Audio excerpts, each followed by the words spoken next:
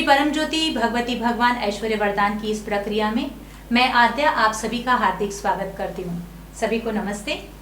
पिछले कई हफ्तों में भगवती भगवान के इस ऐश्वर्य वरदान के ज्ञान को हम सभी पा रहे हैं। अभी तक हमने 8 प्रकार के ऐश्वर्य को पाया है, जिसमें पिछले हफ्ते आपने देखा कि कैसे माता पिता के साथ का रिश्ता हमारा सबसे महत्वपूर्ण रिश्ता है, जो रिश्ता हमारे जीवन में हर एक प्रकार की सफलता या विफलता का कारण बन सकता है। माँ के साथ अगर रिश्ता सही नहीं है तो आपके जीवन में अनगिनत बाधाएं या फिर बीमारियां आ सकती हैं, और पिता के साथ का रिश्ता जब ठीक नहीं होता तब हमारे जीवन में आर्थिक संकट आते हैं, जीवन में सफलता के लिए रुकावट आती है।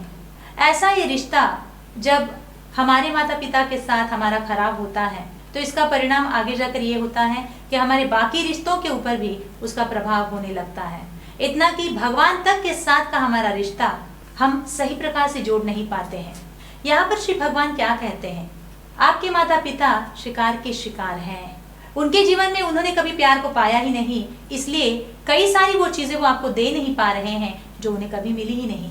और ऐसे इस विषय को न जानने वाले हम हमारे माता पिताओं को कष्ट देते हैं। यहाँ पर भगवान ये भी कह रहे हैं कि आपको कोई भी अधिकार नहीं है आपके माता पिता का मूल्यांकन करने का। ये रिश्ता हमारे जीवन में सुधारना बहुत ही महत्वपूर्ण है, क्योंकि जीवन एक रिश्ता है और रिश्ते में इस प्यार को जागरूक करना बहुत ही जरूरी है। तभी ही हम हमारे जीवन के हर एक उस पहलू में आगे बढ़ पाएंगे। अलग अलग प्रकार से माता पिता आपको आपके जीवन में जो चाहे वो चीज देने के लिए प्रयास करते हैं, सबसे बढ़िया से बढ़िया चीज आपको लाकर देने का प्रयास करते हैं। तो उन चीजों को मन में रखते हुए भगवान ने ये बताया कि आपको कृतज्ञता व्यक्त करना है, उनके प्रति की हुई गलतियों के लिए क्षमा मांगेंगे, उन्हें क्षमा कर देंगे, धन्यवाद देंगे और अपने माता पिता को अपने प्यार को व्यक्त करेंगे। यही साधना पिछली बार आप सभी को दिया है। यही आशा करते हैं कि शायद आपने इन सभी साधनाओं को पूर्ण किया भी होगा और अपने जीवन में अपने माता पिता के आशीर्वाद को चमत्कार के रूप में पाया भी होगा, क्योंकि भगवान कहते हैं माता पिता का आशीर्वाद आपकी हर प्रकार से रक्षा करता है। तो आइए इस सुंदर से ज्ञान को पाने के बाद अब इस हफ्ते कौन सा ज्ञान देने जा रहे हैं भगवान, ये देखते हैं। कई अलग अलग प्रकार के रिश्ते हमारे जीवन में हैं। माँ है, पिता है, भाई है, बहन है, दोस्त है, पति पत्नी का रिश्ता है। क्या ये इतने सारे रिश्ते होने से, इन सभी रिश्तों को बटोरने से ही काफी है? क्या इससे आगे भी और कुछ पाना है हमें? हाँ जी, सिर्फ इतना एक रिश्ता होना काफी नहीं है। इस रिश्ते में कई सारी चीजों को हम अपने जीवन में पाना भी चाहते हैं। क्या है वो? आज की इस भाग दौड़ भरी दुनिया में अगर हम देखें तो प्रत्येक व्यक्ति, चाहे वो कोई विद्यार्थी हो, कोई व्यवसाय करने वाला या व्यापारी हो, या कोई गृहिणी ही क्यों ना हो, हर व्यक्ति की जबान पर एक शब्द तो जरूर सुनाई देता है और वो है तनाव, स्ट्रेस, थकान। विद्यार्थी कहते हैं इतना मैं मेहनत कर रहा हूँ, इतना मैं लगन से पढ़ रहा हूँ, लेकिन हमसे तो हो ही नहीं पा रहा है। इतना ज्यादा स्ट्रेस मुझे महसूस हो रहा है, इतना तनाव मैं महसूस कर रहा हूँ।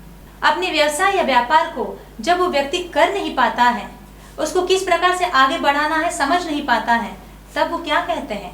तनाव। हमारे भीतर बहुत सारा तनाव है। घर चलाने वाली वो महिला भी कहती है घर चलाना इतना आसान नहीं है। वो बच्चे, वो पति, वो ससुराल के सब लोग, ये सब कुछ करते करते, इस घर को संभालते संभालते तो इतना मुझे स्ट्रेस हो जाता है, तनाव हो जाता है कि क्या बताएं। तो देखा आपने, चाहे वो अमीर हो, गरीब हो, पढ़ा लिखा हो या अनपढ़ हो, देश का व्यक्ति हो या परदेश का व्यक्ति हो, किसी भी धर्म का व्यक्ति ही क्यों ना हो, ध्यान में रखिए आज हर एक व्यक्ति इस धरती पे एक प्रकार के तनाव से, स्ट्रेस से गुजर रहा है। तो इस प्रकार का ये तनाव आज हर एक व्यक्ति अपने जीवन में महसूस कर रहा है और कोई नहीं जानता कि इसको कैसे हैंडल करे, इसको कैसे संभाले। तो यही ज्ञान आज हमें इस प्रक्रिया के भाग में, इस 9वें ऐश्वर्य के वरदान के रूप में समझना है। बहुत ही सुंदर सा ज्ञान इस बार भगवान देने जा रहे हैं और वो है प्रेम के बारे में। प्रेम, वो भी रिश्तों में प्रेम, और वो शर्त भरा प्रेम।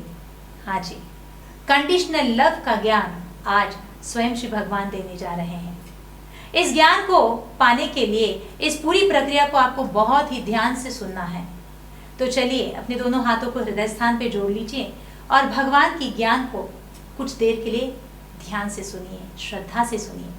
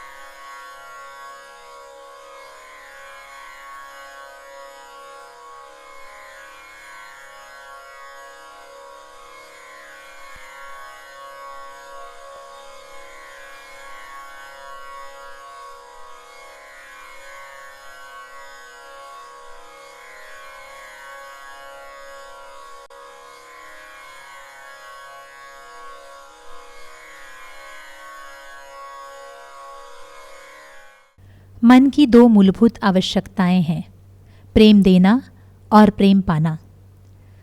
प्रत्येक मनुष्य प्रेम को और उसकी सबको ज़रूरत है इस एहसास को महसूस करना चाहता है। आपके अनुसार प्रेम क्या है? जब आप अपनी ज़रूरत को किसी भी रिश्ते में महसूस करते हैं तब आप उसे प्रेम कहते हैं। सभी अपने परिवार, मित्र, समुदाय या समाज के साथ प्रेम का आदान प्रदान करने की ज़रूरत को महसूस करते हुए कार्य करते हैं। कुछ लोग इस प्रेम को नकारात्मक रूप से महसूस करने की कोशिश करते हैं तो कुछ लोग सकारात्मक रूप से। आपकी आयु चाहे कितनी भी हो, आपकी यह ज़रूरत कभी पूरी नहीं होती। आप इस प्रेम को तभी अनुभव कर सकते हैं जब आप इसे देना शुरू करते हैं। इसीलिए प्रेम देना शुरू कीजिए। अपने कार्यों से, शब्दों से, हाव भाव से और दयालुता से इसे व्यक्त कीजिए। यदि आप खुश रहना चाहते हैं तो आपको देना है। मांगने के बजाय आपको प्रेम देना चाहिए। जब आप प्रेम देते हैं, केवल उसी समय आप प्रेम महसूस करते हैं। यदि आप प्रेम नहीं देते तो चाहे जितना भी प्रेम आप में भरा जाए, यह छेद वाले घड़े में भरने के समान है। तो जय बोलो भगवती भगवान की जय हो। यहाँ पर श्री भगवान बता रहे हैं कितना महत्वपूर्ण है रिश्ते में प्यार होना। क्या है प्यार?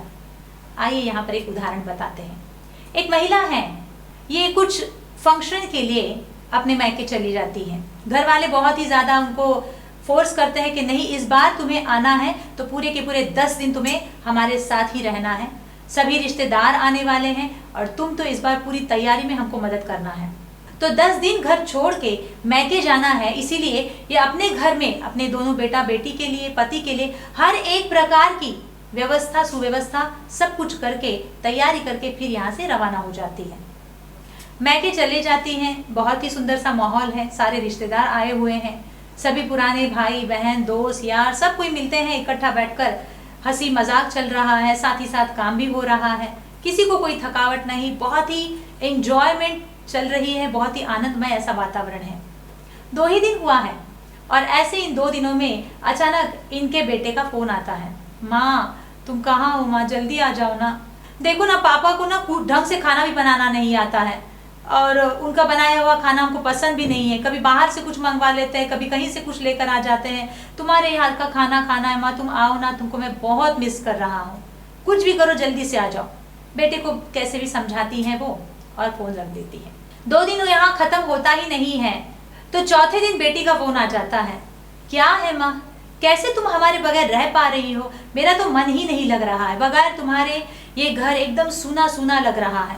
पता है मुझे पढ़ाई का मन नहीं होता है, स्कूल जाने का मन नहीं होता है और बहुत गंदी सी चोटी पापा बांध रहे हैं हमारी, हमको अच्छा नहीं लग रहा स्कूल जाने के लिए। प्लीज़ माँ जल्दी आओ ना करके बेटी माँ को समझाने का और जल्द से जल्द घर बुलाने का प्रयास कर रही है। बेटी को समझाती हैं और माँ फोन रख देती है। जब तक बेटी यहाँ फोन रखती नहीं है, वहां पर पति का फोन आता है घंटे 1.5 घंटे में। अरे भगवान, तुम चली गई तो चली गई, ऊपर से इन 2 बच्चों को जो इतना शैतानी कर रहे हैं मेरे नाक में दम करके रखा हुआ है, मैं इनको संभाल नहीं सकता। इनकी हट, इनकी जिद, इनके एक एक डिमांड को पूरा करते करते मैं थक गया हूँ। जल्दी आओ, कुछ भी करो, तुम्हारी माँ को मनाओ, पापा को समझाओ, लेकिन तुम जल्दी से आ जाना, कुछ कर देना, देख लेना, जल्दी आ जाना।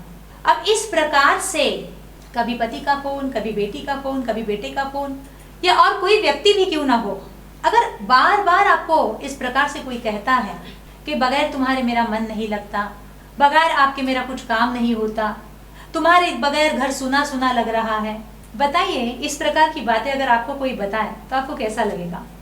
आहा, मन में एक सुकून महसूस होगा कि मेरे बगैर इनका काम नहीं हो रहा है, कितनी जरूरत है इन लोगों को मेरी, कितना चाहते हैं सब लोग मुझे, कितना महत्वपूर्ण हूं मैं इन सब के लिए।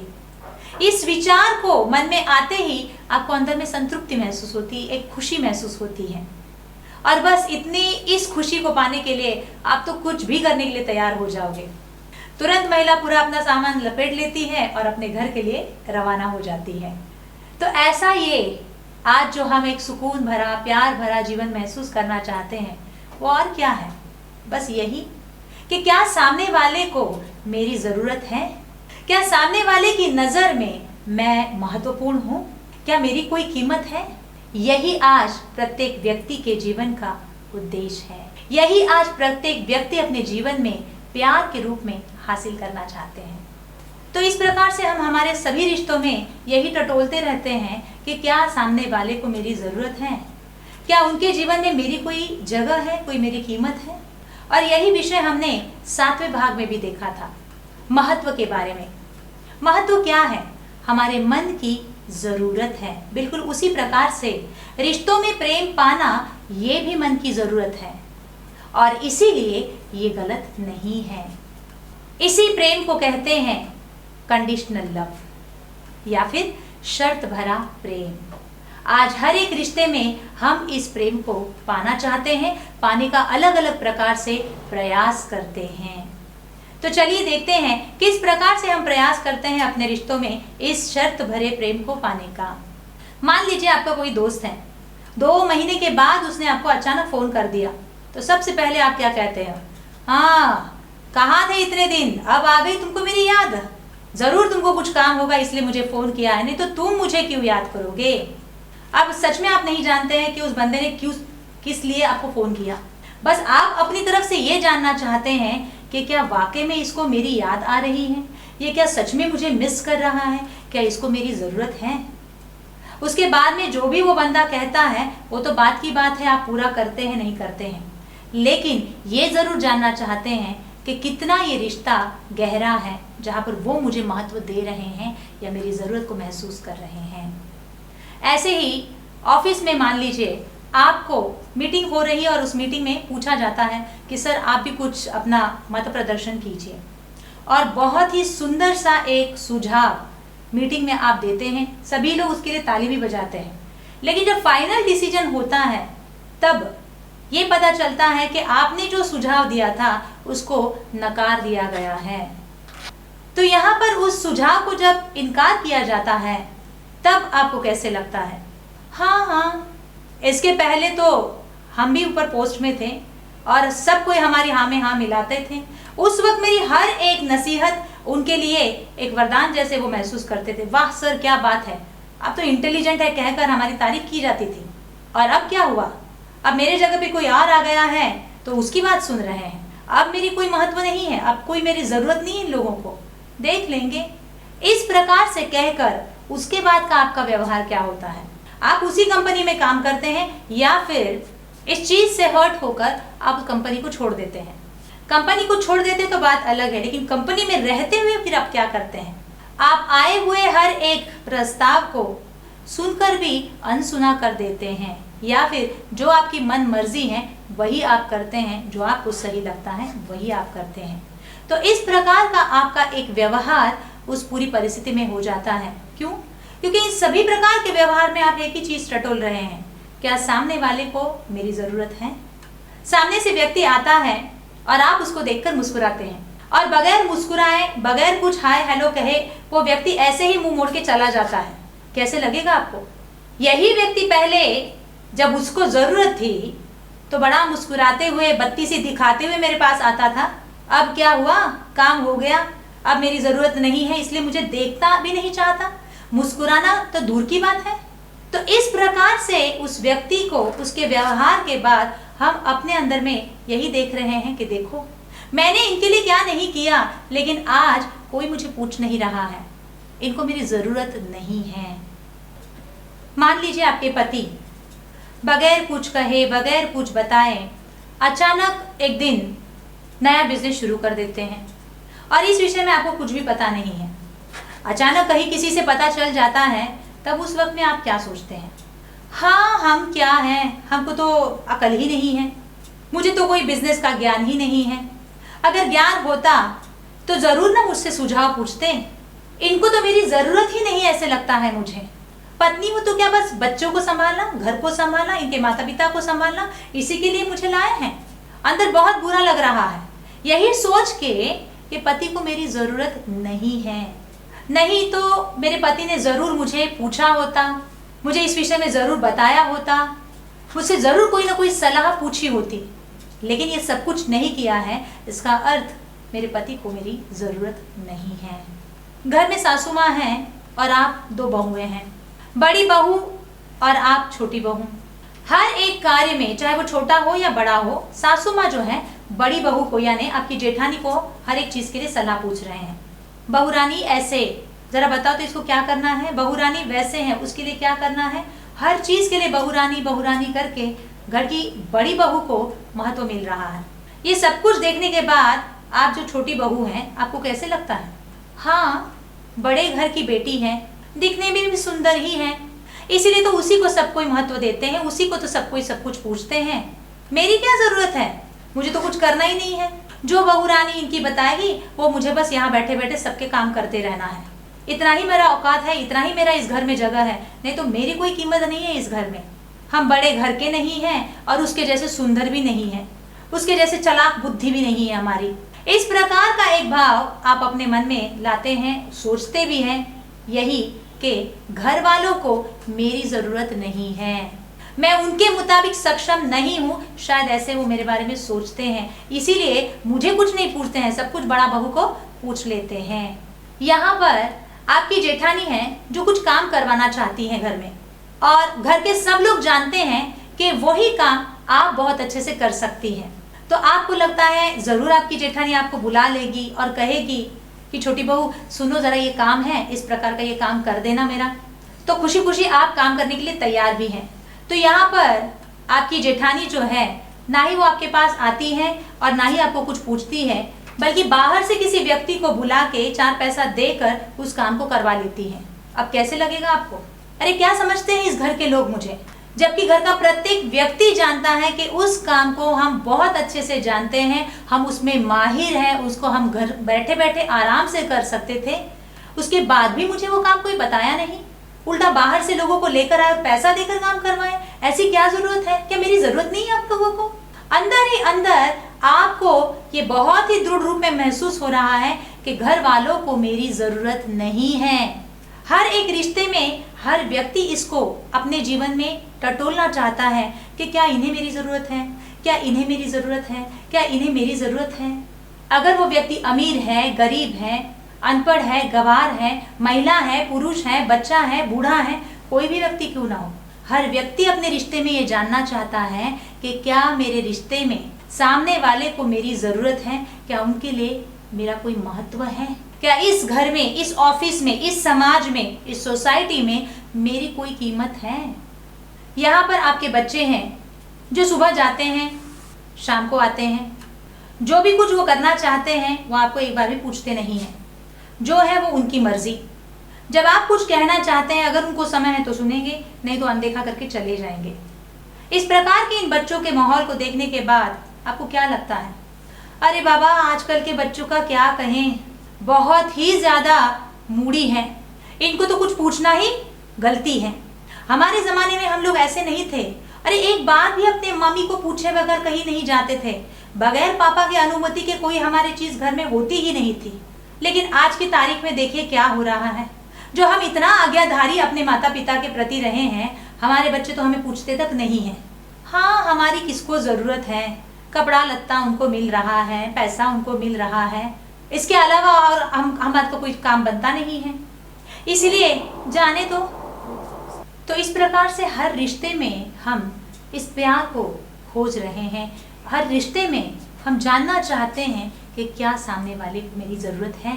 जब आप महसूस करते हैं कि सामने वाले को आपकी ज़रूरत है, तभी ही आप उस प्यार को महसूस करते हैं, और इसीलिए उसको शर्त भरा प्रेम कहा जाता है।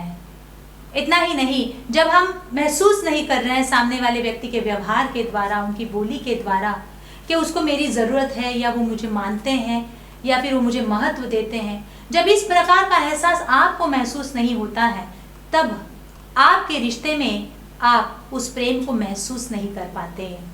जैसे आपके दोस्त हैं, बहुत ही बेस्ट फ्रेंड है आपके, हर कार्य में आप दोनों साथ साथ रहते हैं, लेकिन अचानक आप इधर देख रहे हैं कि ये दोस्त आपके साथ बात नहीं कर पा रहे हैं, ज़्यादा समय नहीं दे रहे हैं। क्या हुआ है? अचानक आपको पता चलता है आपके दोस्त को और एक कोई दोस्त मिल गया है। ओहो, तो नया दोस्त मिल गया, इसलिए अब मेरी ज़रूरत नहीं। जब तो कोई मिला नहीं था तब तक मेरे साथ दोस्ती कर लिया, मेरा समय यूज़ कर लिया, मेरे से हर चीज़ को फ़ायदा उठा लिया, अब मेरी ज़रूरत नहीं, मुझे छोड़ के किसी और के पास चले गए। इस प्रकार का वो अंदर एक भाव हम महसूस करते हैं। आपके घर में आपके बच्चे हैं, आप बच्चों के साथ कुछ बात कर रही हैं, और आपके बच्चे, एक बच्चा लैपटॉप के सामने बैठा हुआ है, दूसरा अपना लूडो गेम खेल रहा है, तीसरा बच्चा कंप्यूटर के सामने या फिर टीवी पे कुछ अपना कार्यक्रम देख रहा है, और आप तीनों बच्चों को कुछ कहने का प्रयास कर रही है, लेकिन तीनों अपने में मस्त हैं। तब आप चिल्ला के क्या कहते हैं? अरे, मैं आप तीनों से बात कर रही हूँ और आप क्या मेरी तरफ ध्यान भी नहीं दे रहे हैं, मेरी तरफ देख भी नहीं रहे हैं? बंद कर दो वो टीवी, बंद कर दो वो लैपटॉप, पहले मेरी तरफ देखो और ध्यान दो मुझे। इस वाक्य से आप क्या दिखाना चाह रहे हैं? कि मुझे ध्यान दो। जब इस प्रकार का वो ध्यान नहीं दे रहे हैं, ऐसे आपको लगता है, तब वहाँ पर जाहिर आप महसूस करते हैं कि इन्हें मेरी ज़रूरत नहीं है, इसे तो मेरी बात का कोई कीमत नहीं, मुझे रिस्पेक्ट कोई दे नहीं रहा, मेरी तरफ देखते भी नहीं है। जब देखो तब कंप्यूटर में लगे हैं, जब देखो तब अपने गेम में लगे हुए हैं, जब देखो तब टीवी के सामने बैठे हुए हैं, मेरा कोई कीमत है या नहीं यहाँ पे? तो इस प्रकार से हमारे हर रिश्ते में हम यही जानना चाहते हैं कि क्या सामने वाला मुझे महत्व देता है, उसको मेरी ज़रूरत है। जब कहीं से कुछ पता नहीं चलता है कि किसको मेरी ज़रूरत है या नहीं है, उन रिश्ते में जब हम दुखी होने लगते हैं, तब आगे जाकर आप क्या करते हैं? आगे जाकर ऐसी परिस्थिति में ऐसे कई सारे घर मिलेंगे आपको, जहाँ पर पति है, बच्चा है, पत्नी है, घर में हर आदमी है, हर प्रकार का सुख है, लेकिन जब महत्व नहीं मिल रहा है तो उस घर में ज़रूर कोई ना कोई एक कुत्ता, या फिर एक बिल्ली, या फिर तोता, या फिर लवबर्ड्स, या फिर मछली, या फिर घोड़ा, या फिर कोई ना कोई एक जंतु जानवर नजर आएगा। वहां पर उस जानवर की तरफ आप ध्यान देते हैं, उसको प्यार दे रहे हैं, और वहां पर उस जानवर के साथ आप अपने जीवन में महत्व को पाने का, या फिर उसको मेरी ज़रूरत है, इस एक अनुभव को पाने का प्रयास करते हैं। जैसे ही आप ऑफिस से आते हैं तो आपका कुत्ता दौड़ के भौंकते हुए आपके पाँव के पास गोल गोल घूमने लगता है, पूंछ हिलाते हुए, अपनी बड़ी सी ज़बान निकालते हुए आपको चाटना शुरू कर देता है। इस सारे नज़ारे को देखकर आपको बहुत अच्छा लग रहा है, आपकी सारी थकानें उड़ जाती हैं। Tommy Tommy my good boy, sit down कह के आप अपने बैग में से निकाल के उसको बिस्किट खिलाते हैं, और बिस्किट खाने के बाद वो आकर आपकी गोदी आ जाता है। इस सुंदर से अनुभव को पाने के बाद आपको अंदर क्या लगता है? चलो और किसी को नहीं, कम से कम ये कुत्ते को तो मेरी ज़रूरत है, हाँ या ना? इसीलिए आप सामने वाले लोगों को ये बताते हैं, अरे आपको पता नहीं, टॉमी तो मैंने नहीं खाना दिया तो खाना भी नहीं खाएगा, और मैं दूर से आ रहा हूँ, जैसे ही मेरी गाड़ी की आवाज़ सुनता है, हॉर्न सुनता है ना, उसको पता चल जाता है कि उसका मालिक आ गया है, कूदना शुरू कर देता है मेरे आते ही, वो मुझे बहुत पसंद करता है, वो मेरे बगैर रह नहीं सकता। इस प्रकार का बड़े गर्व के साथ आप पूरा विवरण करते हुए लोगों को बताते हैं कि उसको मेरी ज़रूरत है। मान लीजिए ये कुत्ता जिसको बड़े प्यार करते हैं आप, बड़े प्यार से उसको आप अपने हाथ से खाना खिला रहे हैं, और अचानक एक दिन वो आपके हाथ का खाना खाना नहीं चाहता, वो मुंह घुमा के एक तरफ बैठा हुआ है, आपको देखने के बाद उसको कोई एक्साइटमेंट नहीं हो रहा है, ना वो पूंछ हिला रहा है, क्या हो जाएगा ऐसी स्थिति में आपका? अरे ये क्या दुर्दशा है मेरी, इंसान तो इंसान, ये कुत्ता भी मेरे साथ ऐसे व्यवहार कर रहा है, धत मेरा जीवन तो कुत्ते से भी बदतर हो गया है, किसी को मेरी जरूरत नहीं है, इस कुत्ते को भी नहीं। इस प्रकार की एक भावना हमारे भीतर आती है कि एक जानवर को भी मेरी जरूरत नहीं है। क्या है ये जिंदगी, कैसी जिंदगी है ये? कि कोई मुझे प्यार नहीं करता, और ऐसा ये प्यार सच में लोग मेरे लिए कर रहे हैं या नहीं कर रहे हैं। हम कभी कभी तो लोगों की परीक्षा भी लेने के लिए तैयार हो जाते हैं। जानना चाहते हैं आप परीक्षा कैसे लेते हैं? आइए यहाँ पर आपको एक छोटी सी कहानी बताते हैं। ये कहानी है कछुए की और कछुए के परिवार की। एक कछुआ माँ है जो अपने सभी बच्चों को बताती है कि बच्चों, इस बार हम पिकनिक में जा रहे हैं, तो सब लोग बढ़िया से पिकनिक की तैयारी कर लीजिए। इस कछुए के 3 बच्चे हैं, एक बड़ा बच्चा है, एक छोटा है और एकदम छोटू सा एक छोटा सा कछुआ है। तो ये छोटू कछुआ जो है बहुत ही खुश हो जाता है, पिकनिक जाएंगे। तो माँ कहती है सिर्फ कूदो नहीं, सारी तैयारी भी करो। तो अपना कछुआ जो है धीरे धीरे अपनी चाल में सारी तैयारी कर लेता है, चटाई ले लेता है, खिलौना ले लेता है। यहाँ पर माँ जो है अच्छे अच्छे पकवान बनाने में व्यस्त हो जाती है। सारा कुछ पकवान, सारा कुछ खाना, सारा कुछ पिकनिक का सामान समेट कर ये लोग धीरे धीरे पिकनिक के लिए रवाना होते हैं। अब कछुए की चाल आप तो सभी लोग जानते ही हैं। जब आज ये चलना शुरू करते हैं तब 6 महीने के बाद जाकर वो उस स्थान पे पहुंचते हैं जहां ये पिकनिक मनाने वाले हैं। जैसे उस जगह पे 6 महीने के बाद पहुंचते हैं, अपनी चटाई को धीरे से डाल देते हैं, अपने सारे बर्तनों को अपने बैग से निकाल के सजाना शुरू कर देते हैं। उतने में ये छोटू कछुआ जो है ये क्या करता है, चुपके से जाकर उस डब्बे में से खाना खा लेता है और फिर बाद में सारे डब्बों में खाना खाता है और कहता है अरे रे रे रे रे रे, बहुत बड़ा गलती हो गया, अरे सारी पिकनिक का मजा ही गड़बड़ हो गया। तो सब पूछते हैं क्या हुआ? अरे माँ, आपने खाने में तो नमक डाला ही नहीं है, बगैर नमक का खाना कैसे लगेगा? हमारी पूरी पिकनिक चौपट हो गई। तो सब लोग परेशान हो जाते हैं, अब क्या करना है? नहीं, अब तो नमक लाना ही पड़ेगा। कौन जाएगा नमक लाने के लिए? बड़ा बेटा तैयार नहीं, छोटा कछुआ तैयार नहीं। अब बारी आती है छोटू की। माँ कहती है छोटू, तुमको ही जाना होगा और जाकर नमक घर से लाना होगा। अब जब माँ ने ही कह दिया, ये छोटू क्या कह सकता है? तो ये छोटू कछुआ जो है ये माँ को और अपने सारे भाइयों को बोलता है, एक शर्त पे मैं जाने के लिए तैयार हूँ, जब तक मैं नहीं आऊंगा आप खाना नहीं खाएंगे, कह के ये शर्त ले लेता है। सब लोग कहते हैं हाँ बाबा ठीक है, कोई बात नहीं, तुम जाओ, जल्दी से जाकर जल्दी से लौट के आना, हम सब तुम्हारा इंतजार करेंगे। कहकर छोटू अपना निकल पड़ता है टुकू टुकू धीरे धीरे अपने घर की तरफ नमक लाने के लिए। अब यहाँ पर घर वाले जो बैठे हुए हैं ये सारी पिकनिक के स्थान पर इंतजार कर रहे हैं। 1 महीना हो गया, 2 महीना हो गया, आने के लिए 6 महीना, जाने के लिए 6 महीना। कब पहुंचेगा ये छोटू? अरे ये क्या कर रहा है? नमक बना रहा है ना, क्या चल रहा है इसका? क्या करेंगे माँ? एक तो नमक नहीं डाले, ये गलती किए, अब नमक नहीं आएगा तो ये सारा खाना सड़ जाएगा और फिर तो हमारी वाकई में सारी पिकनिक गड़बड़ हो जाएगी, पूरा चौपट हो जाएगा। एक काम करते हैं माँ, नमक हो या ना हो, चलो ना खाना खा लेते हैं, नहीं तो एक सब कुछ ही खराब हो जाएगा। अब बाकी दोनों बच्चों का ये सारा सुझाव सुनने के बाद माँ बेचारी क्या कह सकती? माँ कहती है ठीक है, चलो हम खाना खा ही लेते हैं। तो अपने इन बच्चों की बात सुन के माँ बेचारी क्या कह सकती है? माँ क्या करती है, खाना लेकर बच्चों को परोसना शुरू कर देती है। उतने में झाड़ियों में से चिल्लाते हुए ये छोटू कछुआ टुकुक करके बाहर कूद देता है।